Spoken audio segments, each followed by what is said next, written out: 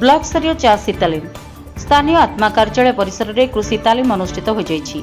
एथिरे अध्यक्ष बलभद्र आचार्य अध्यक्षता करथिले। अतिथि भाव जिला परिषद उपाध्यक्ष राघविनाथ सामंतराय, जिला परिषद सभ्या कनकलता पेंढिया, ब्लॉक उपाध्यक्ष तरुणी सेन बिसई, कुतरा सरपंच लव परजा, समिति सभ्य दामोदर गंडा, सांसद प्रतिनिधि अंबु पात्र, विधायक प्रतिनिधि बद्रीनारायण आचार्य, ब्लॉक प्रणिधान चिकित्सा अधिकारी जीवनजीत मिश्र प्रमुख मंचासीन थिले।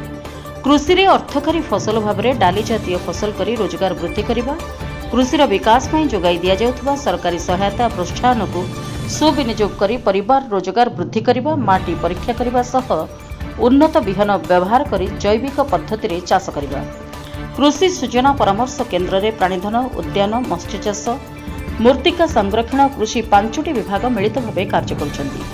पूर्वर महिला माने चाष कार्य अन्य घरे मजूरी लागुथिले, किंतु सरकार आज महिला को कृषि क्षेत्र में बहु आगक आनिछन्ति। आज महिला समाज रे जड़े जड़े सफल चाषीर परिचय दे आसिछन्ति।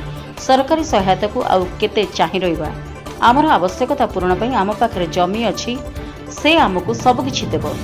जमी को उर्वर रखी एहार सद्व्यवहार कले रोजगारक्षम होई परिबे। पूर्व सरकार समय रे महिला चाषी को स्वावलंबी करने को बहु योजना कार्यकारी करिसेंति। महिलांका पई एक स्वतंत्र विभाग मिशन शक्ति खोलिसेंति। कृषि और व्यवसाय करी स्वावलंबी हेबाकू बिना सुधरे ऋण प्रदान करा जाउछि। प्रोत्साहन और रिहाती रहिछि।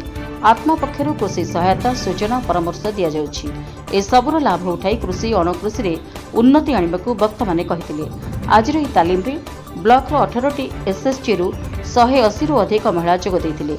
प्रति एसएसजी को प्रोत्साहन राशि बाबद को 10,000 टंकार चेक अतिथि मानक द्वारा प्रदान करा जायथिला। कुंद्रा ब्लॉक रु रामचंद्र नायक रिपोर्ट, पब्लिक ओडिशा, साधारण लोकंक स्वर।